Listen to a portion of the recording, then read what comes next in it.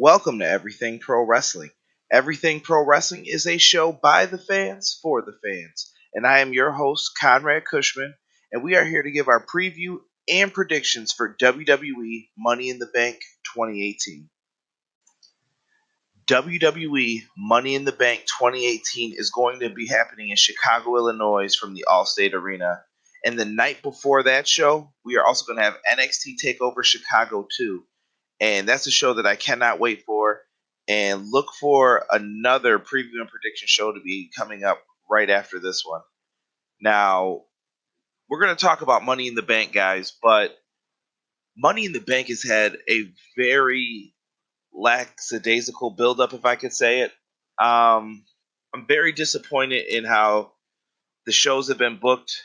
SmackDown's felt meh, and Raw's just felt horrible to watch. It could be the 3 hours, but I'm hoping for this show to launch WWE into building up for SummerSlam, and we see an excellent card, and the shows just start to get better from here.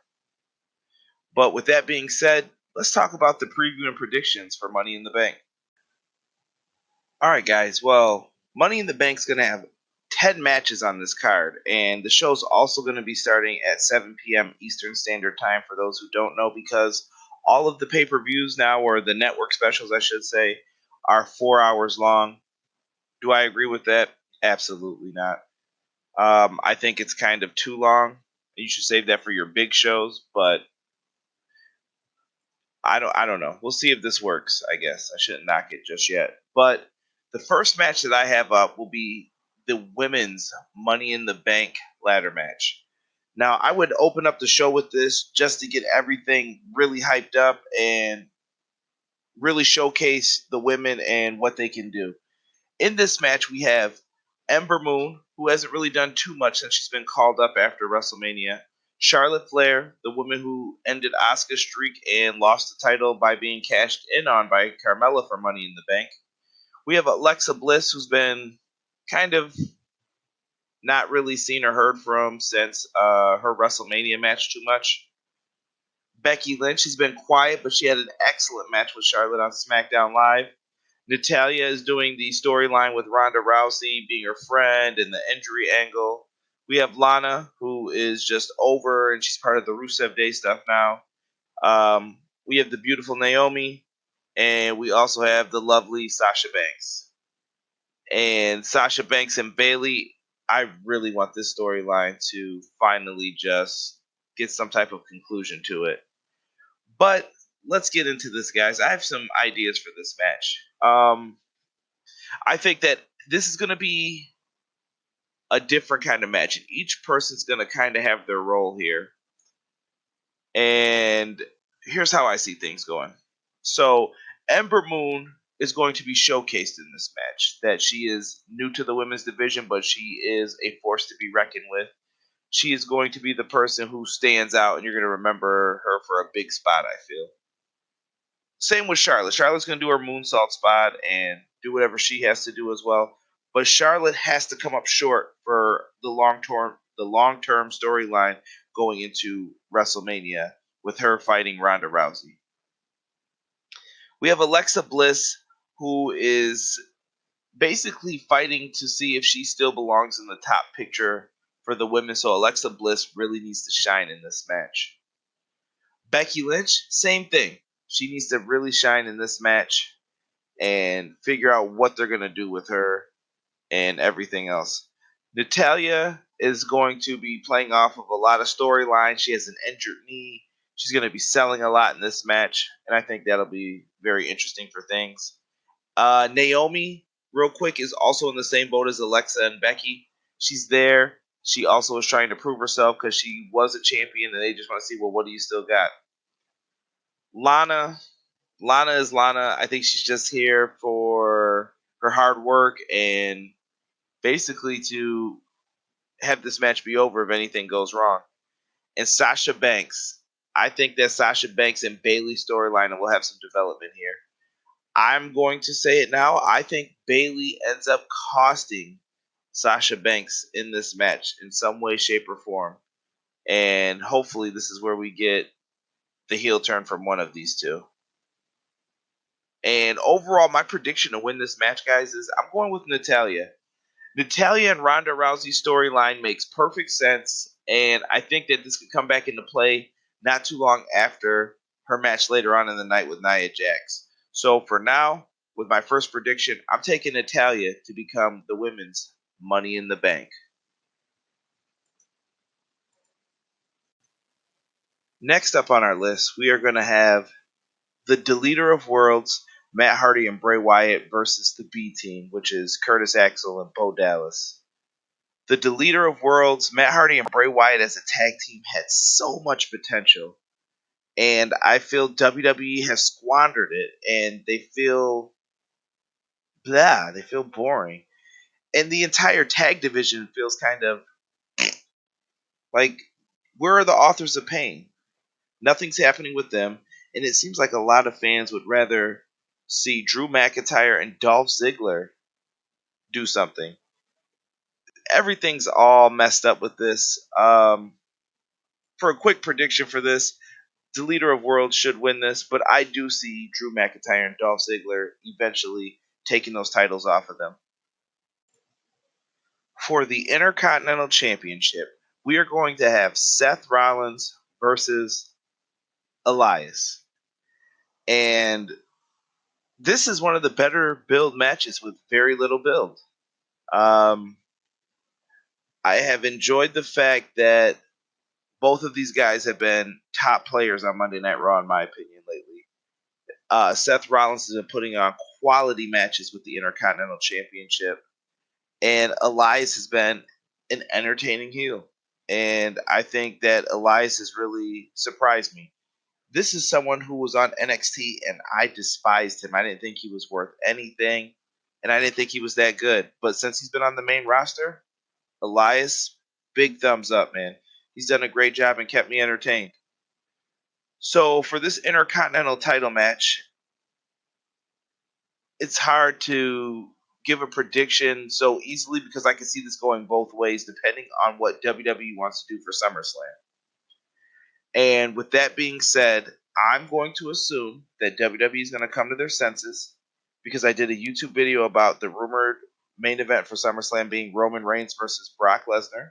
Please no, please no, please no.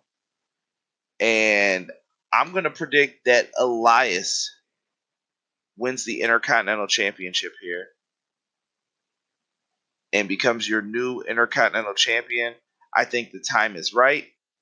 I don't know if they were trying to wait for Jason Jordan, but Elias is hot now, and I think he needs the championship. And I think it's time you give it to him. And Seth Rollins at SummerSlam needs to be the person challenging Brock Lesnar for the Universal Championship.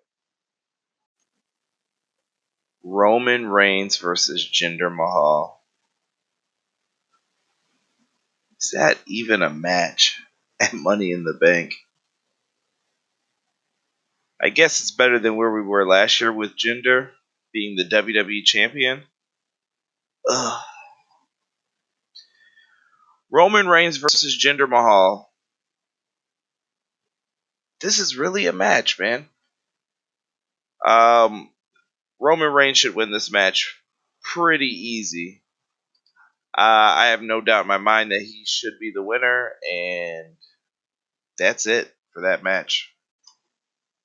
All right, guys. Next up, we bring you the WWE SmackDown Live Women's Championship match, which will have Carmella versus Asuka. And if you just watched SmackDown, which occurred earlier this evening, Asuka made Carmella tap out.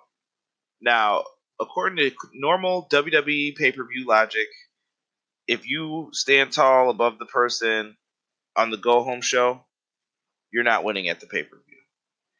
And even before that happened, I had already believed there's going to be some way Carmella walks out of this match winning. And for a little bit tonight, I thought maybe they're going to have Asuka win, but they're behind Carmella right now. And we'll see what she does as champion, but I don't see her losing her championship in this match. So my prediction is that Asuka will find some way to get another title match, but I'm going to say Carmella either gets DQ'd or counted out or something. So this will be one of those matches with the screwy finish.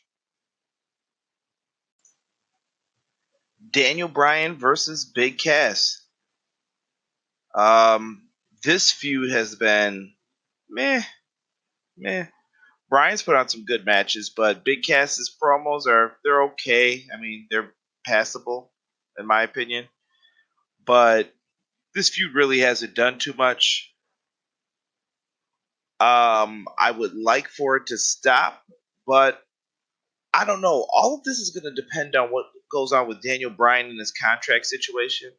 I know he would like to pick the people that he works with, and he's got a lot of other ideas, I think, for stuff that he would like to do, and maybe he wants to make a little bit more money and work a little bit less on the television shows and house shows. But with this match, I feel like Big Cass is going to come out the winner. And that's due to Daniel Bryan having his knee worked on in this last match. Actually, you know what? I'm going to change my mind mid-prediction right now. I'm going to go with Daniel Bryan to win again. I don't know if that story is true with Big Cass getting backstage heat for not listening to Vince, but I have a feeling they're going to keep Daniel Bryan strong and maybe put him into a potential big match going into SummerSlam. So maybe they're going to try and keep him strong for that if Big Cass actually did make people mad. So we're going to go with Daniel Bryan to pick up the victory now.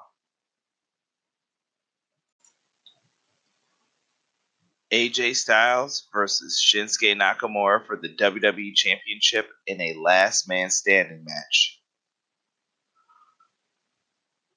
I don't know about this one, guys. I don't know what kind of match they're going to deliver. They've been getting better progressively, but there's still the chance that this match has a draw, some type of weird conclusion with it. How long are we going to keep the AJ Styles Shinsuke Nakamura feud up? That all depends on WWE, in my opinion. So, looking at it, who needs to win this match? Personally, I think Nakamura has done excellent heel work and deserves to be WWE champion. He did a lot of work. He put over Jinder Mahal. I feel Nakamura got the short end of the stick. But I feel like AJ Styles is set up to be champion for quite some time. And he's done a really good job. And I feel like they want him to have a long title reign to cement, like, we appreciate you. And we appreciate you coming over here and what you've done for us. So, as much as I want to see Nakamura win, I'm going to predict AJ Styles to retain the WWE Championship. And if he gets low blowed in this match, it doesn't have a cup on it or some type of protection. Foolishness. Foolishness, I tell you.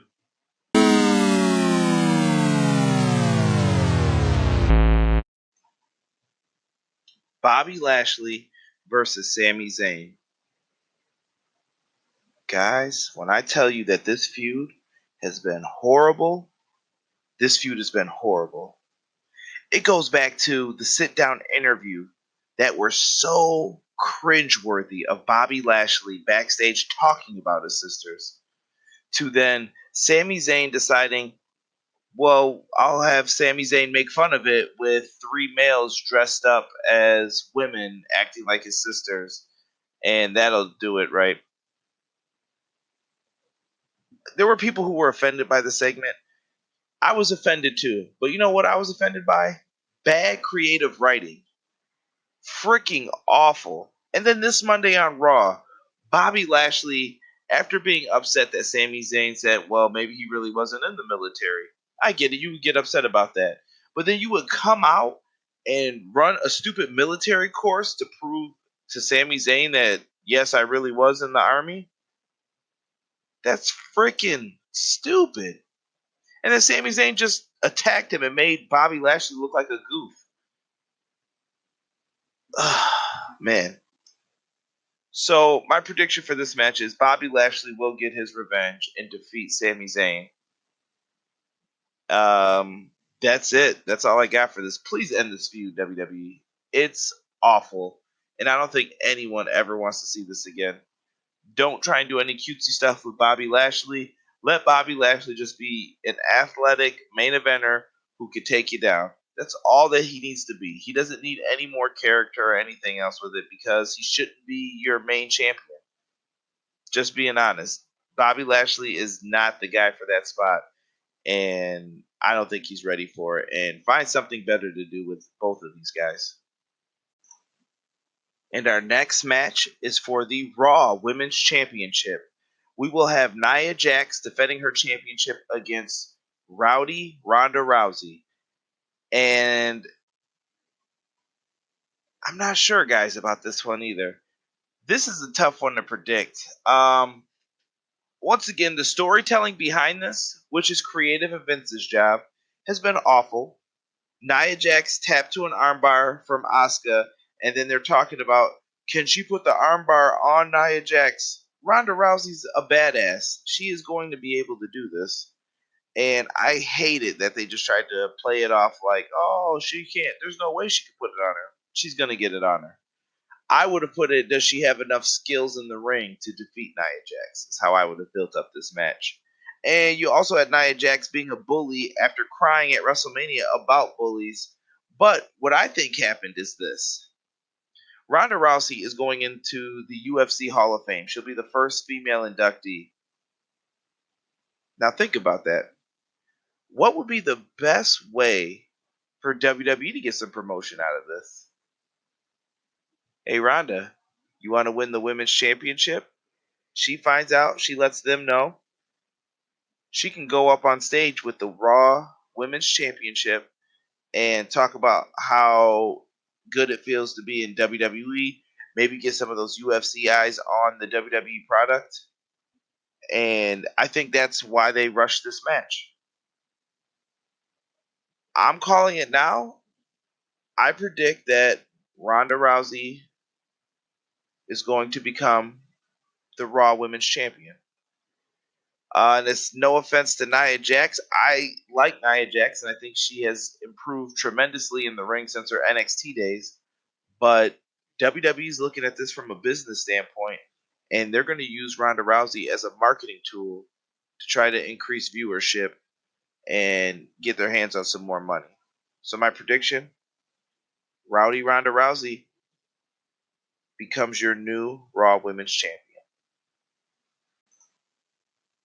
We have another tag team title match, but this time for the Blue Brands tag titles. The SmackDown Live Tag Team Championships will be on the line here. We will have the Bludgeon Brothers, Luke Harper and Eric Rowan, defending their belts against the Club, Karl Anderson, and Luke Gallows. Now, Anderson and Gallows are a tremendous tag team. I don't feel they're utilized properly into their full advantage. But I don't see them winning the titles here.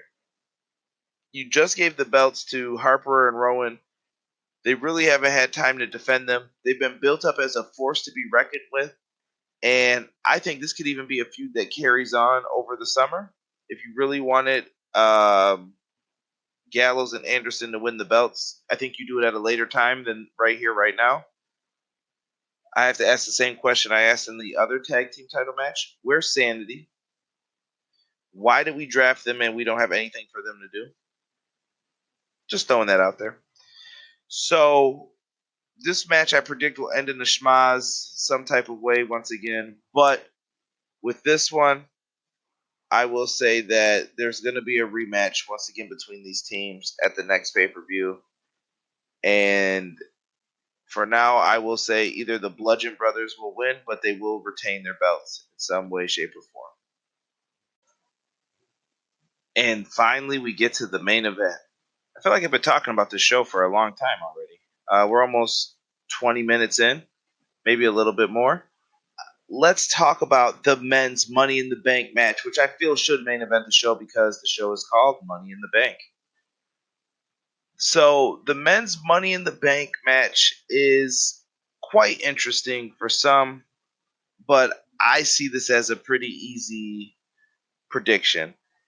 And I predicted it a long time ago, and I'm going to stick with my guns. If you guys remember, probably near the beginning of the year, I predicted that The Miz is going to win the Money in the Bank briefcase, and he is going to find some way to crush Daniel Bryan's dreams by winning that briefcase. And they're going to tell a great story between those two. But this all could depend on, does Daniel Bryan sign another contract? I think he will, though. Either way, The Miz deserves the briefcase. Now, let's look at who else is in that match. We got Braun Strowman, someone who I feel is definitely a person who could easily be in the Universal title picture. Why he isn't, probably too many losses, but he's the monster with no direction right now, and they need to find something better for him to do. Ever since WrestleMania, with that stupid Nicholas match, with all due respect to John Cone's son, but come on, man. Braun's better than that. Finn Balor, I don't know what he's been doing. Finn Balor, to me, sounded pretty foolish on Raw when they said, let's jump Braun Strowman. Why wouldn't you get him out of the match? He's the biggest fan in the match, and Finn, it's not the time to be all Mr. Goody Two-Shoes. Rusev's in there for his hard work and all the pops he's been getting. I feel they need to go all the way with Rusev. He's great in the ring, and I really, really enjoy his act. Bobby Roode, please turn this man heel. He's only an entrance right now. Bobby Roode needs to be a heel and give him the microphone and let him talk. Kevin Owens, another person with no direction. Don't know where he's going. What happened with him and Sami Zayn? Maybe they'll put them back together. Maybe they'll have them win the Raw Tag Team titles eventually. But Kevin Owens isn't winning this, for sure. A member of the New Day. I'm still going to say that Big E is going to be the one who ends up in this match. I mean, we've seen Kofi a bunch of times, so does he really need to be in it? Xavier would be nice, but I don't think Xavier has that oomph to want to be a top guy right now in WWE. Big E Langston is the guy who I think is the one that they should put in this. He's got main event potential written all over him, so we'll see who it is, but New Day's going to do fine in this, and I think all of them will get involved in some way. And Samoa Joe. Samoa Joe is someone who I would love to see win Money in the Bank, but it's not his time right now. It's the person who I've always said is going to win this, and I'm standing behind it. The Miz is going to win Money in the Bank. I predict he will be a 2-time winner, and he will cash in eventually on Daniel Bryan.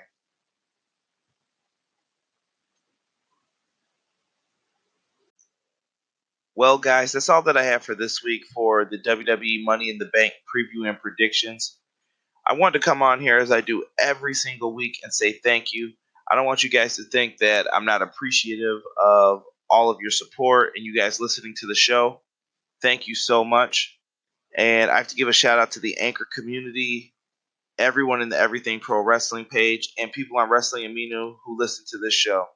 Thank you guys so much. Now, do me a favor.